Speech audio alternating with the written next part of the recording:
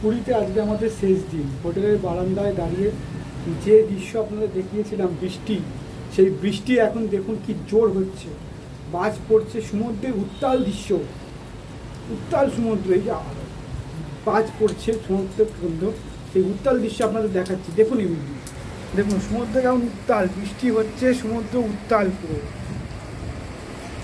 উত্তাল সমুদ্র। একটু জুম করলে ব্যাপারটা আরো ভালো বুঝতে পারবেন। দেখুন সমুদ্র কেমন উত্তাল।